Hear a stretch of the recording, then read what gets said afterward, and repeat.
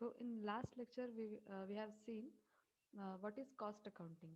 Cost accounting means the determination of cost. Then what is cost? Cost means actual expenditure that is incurred. Then what is costing? Costing is classifying, recording, and allocation of that expenses or costs. Let's see what is the scope of cost accounting. First is costing. It is the technique and process of ascertaining cost.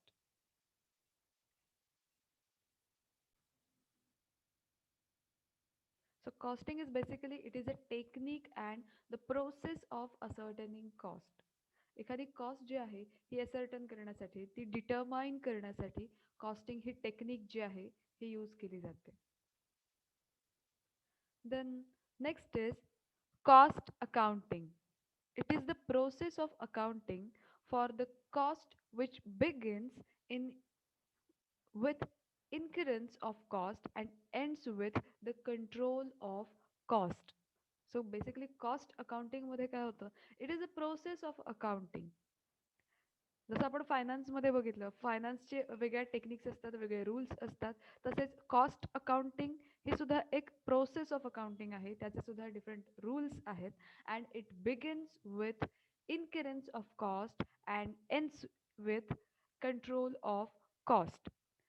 First बिगिनिंगमध्ये किती cost लागणार आहे determine केली जाते and ends with control of cost. ती cost कशी control करता येईल? Because cost means it is the actual expenditure. Cost म्हणजे काय आहे तर किती एक्सपेंडिचर लागणार आहे, किती खर्च होणार आहे, किती एक्सपेन्सेस लागणार आहेत. अँड ॲट द एंड जेव्हा आपण ते कॉस्ट कंट्रोल करतो it is beneficial for us. So cost accounting, it is the process of accounting for the cost which begins with incurrence of cost and ends with the control of cost. Next point is cost audit.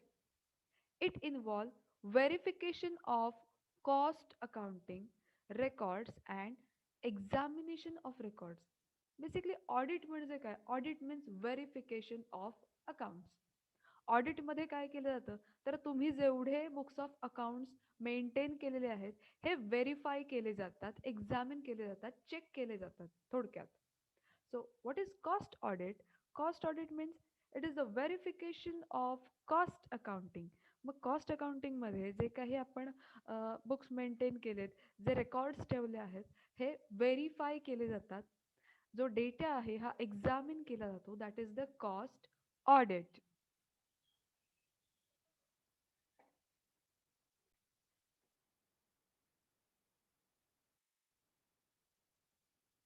Next point is cost classification. So cost क्लासिफिकेशनमध्ये different different ज्या cost आहेत ह्या इथे classify केलेल्या आहेत. One by one आपण त्या cost बघूया. First is relevant cost. Relevant cost, these are the future cost which differ under the different alternatives. आता रिलेव्हंट कॉस्ट जी आहे ही डिफरंट अल्टरनेटिव्हजना डिफरंट डिफरंट असतात. In case of replacement decision,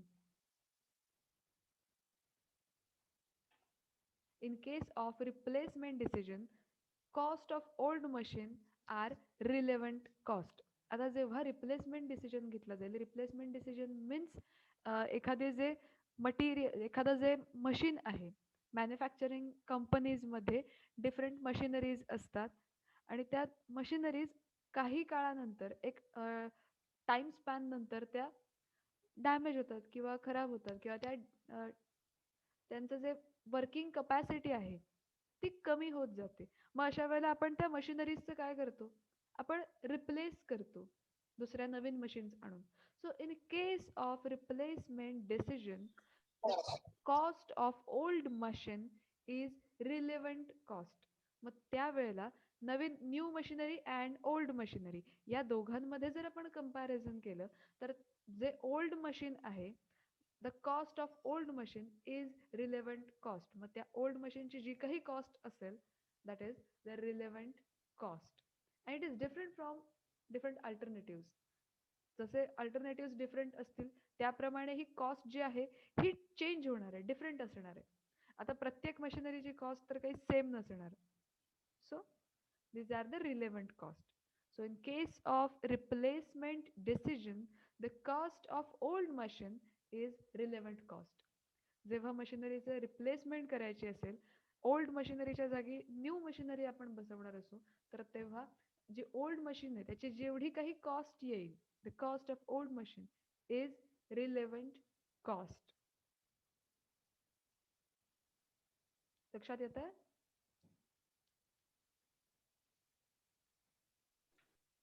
Yes, ma'am. Okay. Next is irrelevant cost. These costs are not relevant. See, first point मध्ये आपण बघितलं relevant cost. Relevant cost is differ under the different alternatives. And in replacement decision, the cost of old machine is relevant. जर हा point आपला clear असेल तर irrelevant cost आपण easily बघू शकतो. See, irrelevant cost. These costs are not relevant. या cost relevant cost नाही आहेत. In case of replacement decision, the depreciated book value of old machine is irrelevant cost. Manufacturing कंपनीमध्ये किंवा फॅक्टरीजमध्ये ज्या मशिनरीज असतात, ज्या मशीन्स आहेत, ज्या यूज केल्या जातात, तर त्या मशीन्स काही टाइम स्पॅन नंतर त्या त्यांची वर्किंग कंडिशनही कमी होत जाते किंवा त्या काही मशिनरी ज्या आहेत त्या डॅमेज होतात, बंद पडतात. सो अशा वेळी रिप्लेस केल्या जातात त्या मशीन्स न्यू मशीनने. ओके. सो जेव्हा त्या रिप्लेस केल्या जातात तेव्हा जी ओल्ड मशीन आहे त्या ओल्ड मशीनची जी काही डेप्रिसिएटेड व्हॅल्यू आहे, बिकॉज जे फिक्स्ड ॲसेट्स आहेत त्यांचं आपण डेप्रिसिएशन जे आहे हे कॅल्क्युलेट करतो. मग आता फिक्स्ड ॲसेट्समध्ये काय काय काय येईल, तर मशिनरी येईल, देन ज्या काही फिक्स्ड ॲसेट्स आहेत त्या सगळ्या येतील. बट आत्ता इथे आपल्याला मॅन्युफॅक्चरिंग कंपनीमध्ये मशिनरी बघायचं आहे. सो त्या मशीनची जी काही डेप्रिसिएटेड बुक व्हॅल्यू आहे that is irrelevant cost. Because आत्ता ती मशीन जी आहे ओल्ड मशीन ती आपण रिप्लेस करतोय, त्याच्या जागी न्यू मशिनरी जी आहे ही आपण फॅक्टरीमध्ये घेतोय. सो जी ओल्ड मशिनरी आहे आणि त्या ओल्ड मशिनरीची जी डेप्रिसिएटेड बुक व्हॅल्यू आहे that is irrelevant cost. Are you getting my point? Ma'am एक बार फिर से समझा. Okay. See here, first point आपण बघितला relevant cost. Relevant cost clear आहे सगळ्यांना? Yes, ma'am. Okay. Relevant cost means in case of replacement decision, old machine, cost of old machine is relevant. आता असं लक्षात घ्या, एक फॅक्टरी आहे, त्या फॅक्टरीमध्ये मशिनरीज आहेत आणि त्या मशिनरीज एक 10 वर्ष त्यांचं काम झालेलं आहे अँड देन आता त्या मशिनरीज ज्या आहेत त्या वर्किंग कंडिशनमध्ये नाही आहेत किंवा त्या त्यांना बरेचसे रिपेअर करावं लागतं. सो आपण काय करतो, जे ओल्ड मशीन्स आहेत हे रिप्लेस करतो. ओल्ड मशीनच्या जागी न्यू मशिनरी जी आहे हे आपण परचेस करतो. सो जेव्हा आपण न्यू मशिनरी फॅक्टरीमध्ये घेतोय तेव्हा जी ओल्ड मशिनरी आहे, जी ओल्ड मशीन आहे त्याची जी काही कॉस्ट आहे, the cost of old machine is relevant cost. इथपर्यंत रिलेव्हंट कॉस्ट क्लिअर झालंय. What is irrelevant cost? So these costs, irrelevant costs, are not relevant. In case of replacement decision, जेव्हा replacement decision घेतला जाईल. Replacement decision म्हणजे काय, तर थोडक्यात जी old machine आहे त्याच्या जागी न्यू मशीन आपण घेतोय फॅक्टरीमध्ये किंवा कंपनीमध्ये. So in case of replacement decision, the depreciated book value of old machine, त्या ओल्ड मशीनची जी काही डेप्रिसिएटेड बुक व्हॅल्यू आहे that is irrelevant cost. Because old मशीनची कोणती कॉस्ट रिलेव्हंट आहे, the cost of old machine, त्याची जी काही कॉस्ट आहे ही रिलेव्हंट आहे. But depreciated book value is irrelevant cost.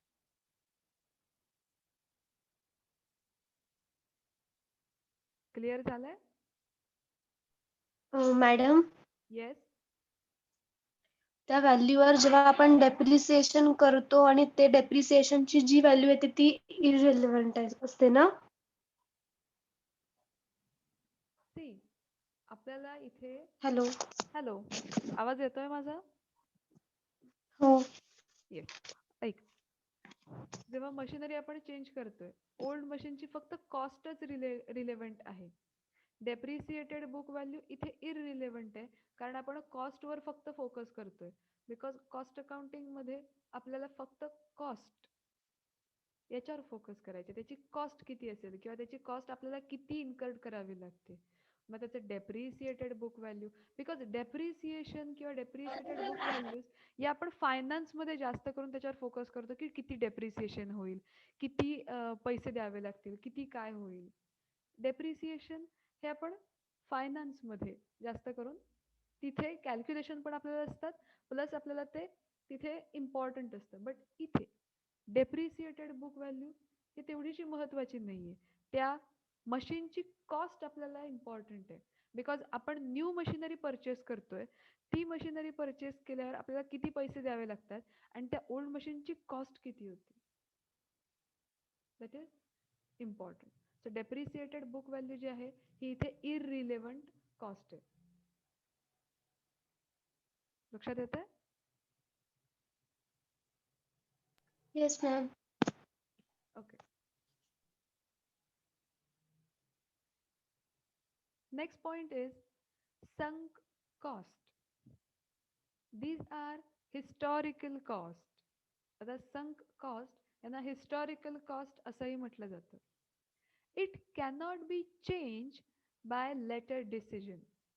In case of replacement decision, depreciated book value of old machine is sunk cost. See, sunk cost ज्या आहेत ह्या historical cost आहेत and it cannot be change by later decision. आणि ह्या नंतर decision घेऊन ह्या change केल्या जात नाहीत. In case of replacement decision, आता जेव्हा रिप्लेसमेंटचा डिसिजन घेतला जाईल, जेव्हा ओल्ड मशिनरी ही न्यू मशिनरीने चेंज केली जाईल, म्हणजेच त्या ओल्ड मशिनरीच्या जागी आपण न्यू मशिनरी घेतो. In case of replacement decision, the depreciated book value of old machine is sunk cost. त्या मशिनरीची जी डेप्रिसिएटेड बुक व्हॅल्यू आहे ही संक कॉस्ट असणार आहे. जसं आपण मगाशी इररिलेव्हंट कॉस्टमध्ये बघितलं, the depreciated book value of old machine is irrelevant cost. So in this replacement decision, the depreciated book value of old machine is sunk cost. Next point is shutdown cost. These are the costs which are incurred even if the plant is shut down. Shutdown cost म्हणजे काय, तर जरी तो plant means जिथे आपण आपली एखादी factory आहे किंवा आपण तिथे प्लांट जो आहे, प्लांट अँड मशिनरी जे आपण तिथे बसवलेले आहेत, जरी तो प्लांट शटडाऊन असेल, जरी तो बंद असेल, तरीही आपल्याला काही कॉस्ट ज्या आहेत या इन्कर्ड कराव्या लागतात. For example rent. आपण जिथे आपले प्लांट अँड मशिनरी ठेवलेले आहेत तर त्या जागेचं रेंट आपल्याला भरावं लागणार आहे. इन्शुरन्स, जरी आपला प्लांट बंद असेल, शटडाऊन असेल, त्याचा इन्शुरन्स केला असेल तर त्याचा इन्शुरन्स जो आहे त्याचे हप्ते भरावे लागणार आहेत. देन डेप्रिसिएशन ऑफ बिल्डिंग, त्याचं जे डेप्रिसिएशन आहे बिल्डिंगचं ते दरवर्षी चार्ज होणार आहे. जरी तो प्लांट बंद असला, शटडाऊन असला, तरी सुद्धा या ज्या काही कॉस्ट आहेत या सगळ्या आपल्याला इन्कर्ड कराव्या लागतात. थोडक्यात हे जे एक्सपेन्सेस आहेत हे पे करावे लागतात. So these are the cost which are incurred even if plant is shutdown. Plant चालू असेल तर हे करावंच लागतं. But even if the plant is shutdown, जरी तो प्लांट बंद असेल, जरी त्या मशिनरीज यूज होत नसतील, बंद असतील, तरी सुद्धा हे जे एक्सपेन्सेस आहेत, रेंट पे करावं लागणार आहे का तर आपण तिथे त्या जागेत आपला प्लांट अँड मशिनरी ठेवलंय. इन्शुरन्स, त्या प्लांटचा जर इन्शुरन्स केला असेल तर त्याचे इन्शुरन्सचे हप्ते भरावे लागतात. डेप्रिसिएशन ऑफ बिल्डिंग, जरी ते चालू नसला प्लांट तरी सुद्धा त्या बिल्डिंगचं डेप्रिसिएशन हे एव्हरी इयर हे चार्ज केलं जातं. सो हे जे कॉस्ट आहे ते आपल्याला इन्कर्ड कराव्या लागतात. So these are the shut down cost. These 2 points are clear. Yes, ma'am. Yes. Okay.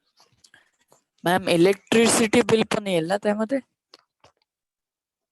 नाही, जर तुझा प्लांट बंद असेल तर तू इलेक्ट्रिसिटी यूज नाही करणार, मीटर बंद असेल. हा, त्याचे थोडेफार मीटरचा तेव्हा पण थोडेफार पैसे असतात ते. थोडेफार चार्जेस जे असतात हे आपल्याला पे करावे लागतात.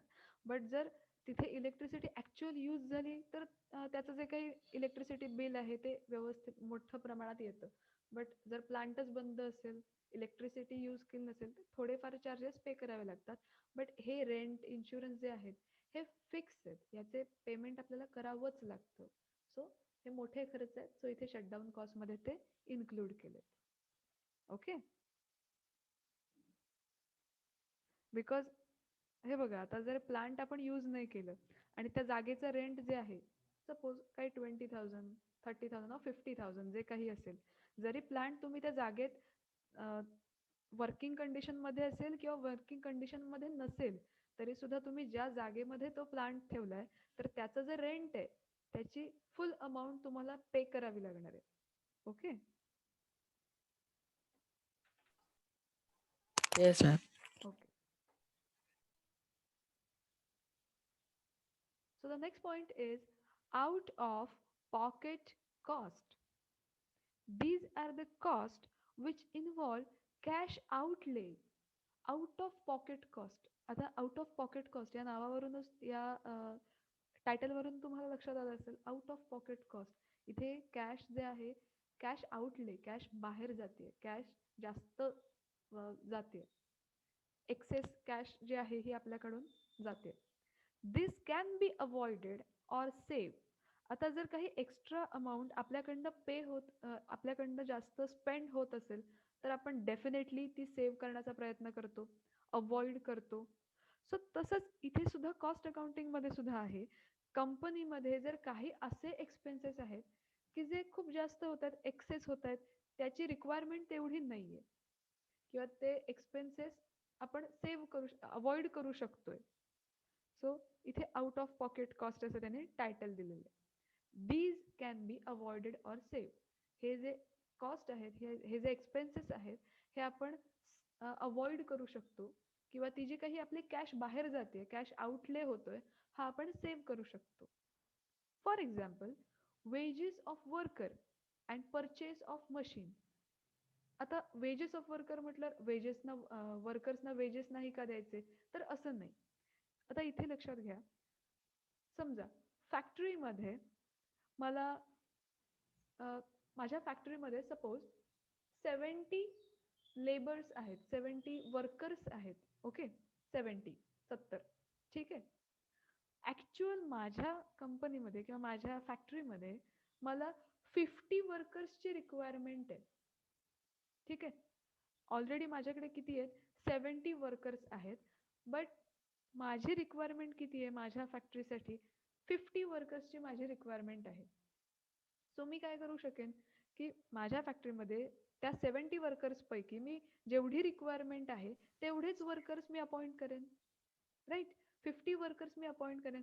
सो जे 20 वर्कर्स आहेत त्यांना मला जे वेजेस पे करावे लागतात किंवा मला त्यांची रिक्वायरमेंट तेवढीशी नाहीये, सो तिथे मी माझे जे माझ्याकडचे जे काही पैसे आहेत हे मी सेव्ह करू शकते. सो त्या 20 वर्कर्सना मी काढू शकते. सो इथे माझे वेजेस जे मला पे करावे लागतात हे माझे सेव्ह झाले. माझा जो एक्सपेन्स, माझे जे एक्सपेंडिचर होतं हे मी सेव्ह अवॉइड केलंय. Then purchase of machine. आता ऑलरेडी माझी जर मशीन वर्किंग कंडिशन मध्ये व्यवस्थित चालत असेल तर मी एक्सेस परचेस करणार नाही किंवा जेवढी मला रिक्वायरमेंट आहे जेवढ्या कपॅसिटीची मशीन मला तिथे गरजेची आहे, ती जर मशीन मी घेतली, तर मला जो एक्सेस खर्च करावा लागतोय, जो जास्त खर्च करावा लागतोय, एक्सपेन्सेस होत आहेत, हे मी इथे अवॉइड करू शकते, सेव्ह करू शकते. So that is the out of pocket cost. जो काही कॅश आउटले होतोय, जे काही कॅश आपली एक्सेस जाते, जास्त जाते, ते आपण कुठेतरी कंट्रोल करू शकतो. जे एक्सपेंडिचर होतंय, जे एक्सेस एक्सपेंडिचर होतंय, ते आपण अवॉइड करू शकतो. Are you getting my point? Yes. Yes. Okay.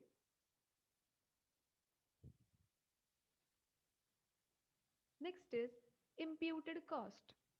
These are the notional costs which do not have any cash outlay, like rent of own building. आता इम्प्युटेड कॉस्ट म्हणजे याच्यामध्ये कोणताही कॅश आउटले नाहीये, याच्यातून कोणतेही पैसे एक्सेस पैसे बाहेर जात नाहीयेत, कॅश आउटले होत नाहीये. Like rent of own building, स्वतःच्याच बिल्डिंगचं रेंट, हे काही आपल्याला द्यावं लागत नाही. जर माझी स्वतःची बिल्डिंग असेल, मी त्याच्या आणि त्या माझ्या स्वतःच्या बिल्डिंगमध्ये जर मी माझ्या कंपनीचं किंवा फॅक्टरीचं माझं वर्किंग जे आहे हे करत असेल, तर मला काही तिचं रेंट द्यावं लागणार नाही. म्हणजेच माझी कॅश बाहेर जात नाहीये, कॅश आउटले कोणताही होत नाहीये. So that is the imputed cost. लक्षात येत आहे? आउट ऑफ पॉकेट कॉस्ट मध्ये कॅश आउटले होतो. म्हणजेच काय, तर आउट ऑफ पॉकेट कॉस्ट मध्ये एक्सेस खर्च होतोय किंवा जास्त पैसे बाहेर जात आहेत. इम्प्युटेड कॉस्ट मध्ये it which do not involve any cash outlay. Imputed cost मध्ये कोणत्याही प्रकारे कॅश आउटले होत नाहीये, कॅश बाहेर जात नाहीये. Like rent of own building. On building माझी स्वतःचीच बिल्डिंग आहे, तर मला काही तिचं रेंट द्यावं लागणार नाही, बिकॉज ती माझी आहे. Rent of own building. So this is the imputed cost.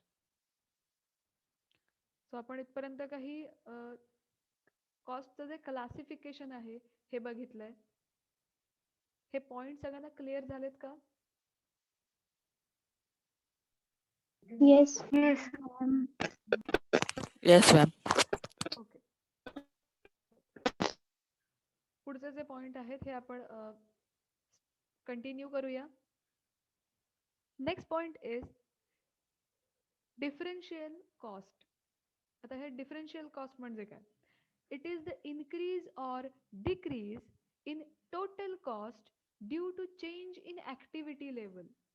आता कंपनीमध्ये किंवा मॅन्युफॅक्चरिंग कंपनी असेल किंवा अजून फॅक्टरी असेल, तर त्याच्यामध्ये ज्या काही ऍक्टिव्हिटीज असतात, तर त्या ऍक्टिव्हिटीज चेंज झाल्यामुळे टोटल कॉस्टमध्ये इन्क्रीज किंवा डिक्रीज झालंय, तर त्यातला जो काही डिफरन्स येईल that is the differential cost. So it is the increase or decrease in total cost. Total कॉस्टमध्ये काहीतरी इन्क्रीज झालंय किंवा डिक्रीज झालंय due to change in activity level. मग एखादी ऍक्टिव्हिटी जी आहे ही त्यांनी कमी केली असेल किंवा एखादी ऍक्टिव्हिटी चेंज केली असेल आणि त्यामुळे होणारं जे काही इन्क्रीज डिक्रीज आहे टोटल कॉस्टमध्ये, that is the differential cost. For example, cost under the alternative first is 1,50,000. ठीक आहे. फर्स्ट अल्टरनेटिव्ह यूज केल्याने कॉस्ट जी आहे ही 1,50,000 येते. And alternative second rupees 1,90,000. Second alternative use केल्यामुळे 1,90,000 कॉस्ट इन्कर्ड होते. So first alternative and second alternative यामधला जो difference आहे, म्हणजे फर्स्ट अल्टरनेटिव्ह 1,50,000 चा होता, सेकंड अल्टरनेटिव्ह 1,90,000, मीन्स जी कॉस्ट आहे फर्स्ट अल्टरनेटिव्ह पेक्षा सेकंड अल्टरनेटिव्हची कॉस्ट ही इन्क्रीज झालेली आहे, कॉस्ट ही 1,90,000 आहे. So differential cost will be 40,000. या दोघांमधला डिफरन्स जो आहे first alternative and second alternative या दोघांमधला जो काही डिफरन्स आहे 40,000, that is the differential cost. Point लक्षात आलाय सगळ्यांच्या? डिफरन्शियल कॉस्ट म्हणजे जे Yes, अल्टरनेटिव्ह ma'am. आहेत त्या मॅम अल्टरनेटिव्ह मधला जो डिफरन्स आहे that is the differential cost.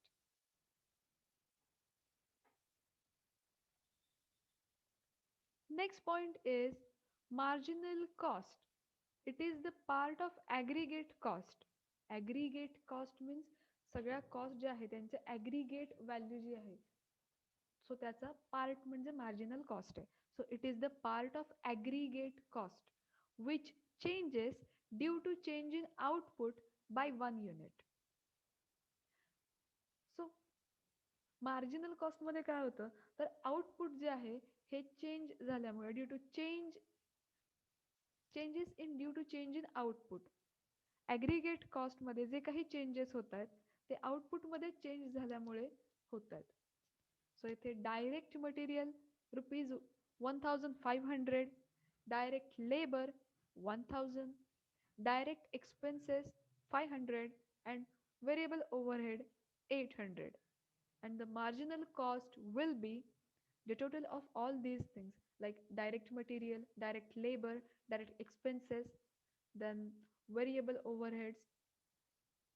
So 1500 plus 1000, that is direct labor, then direct direct expenses 500 and variable overhead 800. So the marginal cost will be 3800. या सगळ्यांची जी total आहे that is the marginal cost. So marginal cost जे आपल्याला find out करायची असेल या सगळ्यांची आपल्याला ॲडिशन करायची. Direct material, direct labour, direct expenses